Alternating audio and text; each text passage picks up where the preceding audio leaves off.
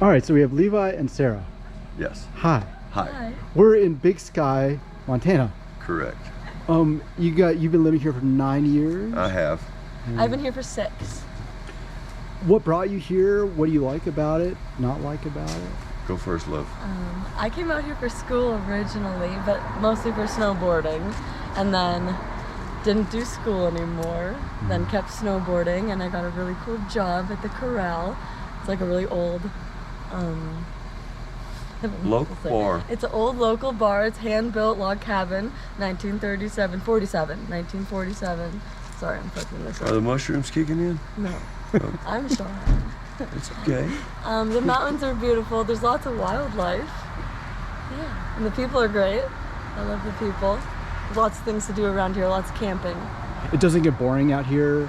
No, there's always something to do. There's always something to do, whether it's hikes or camping, driving, going to cute little small towns. It's a good time. Yeah, it's surprising because you'd think like in a big city you've always got things, but out here, what is there to do? But I guess a lot of outdoor activities. Lots of outdoors. Not as much as that. Not so much outdoor, but like learning activities.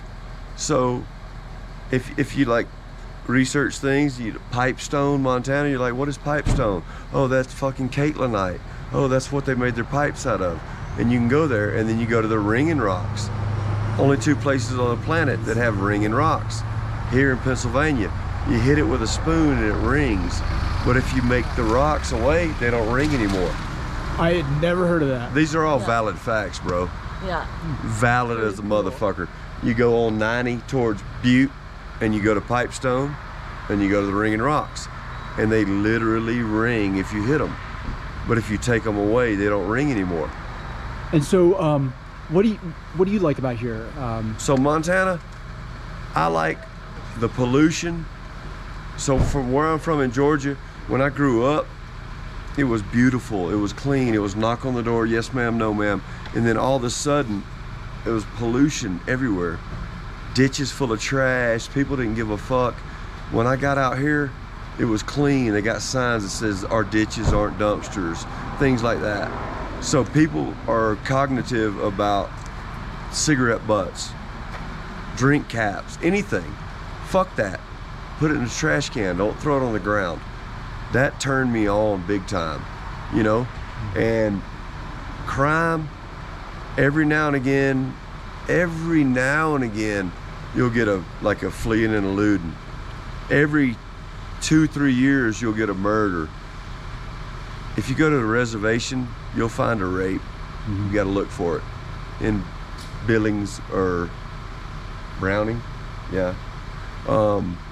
Breaking and entering, anything like that, carjacking, non-existent. Hence, no fences. Crime is like.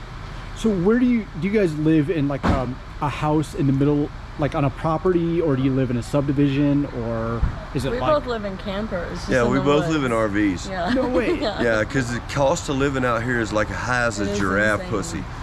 It's super bad. It's way up there. Yeah. But like our like my employer, her employer both Lots provided of employee us housing. with employee housing, Yeah. which is an RV.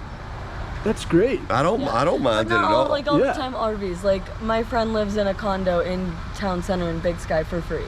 You know?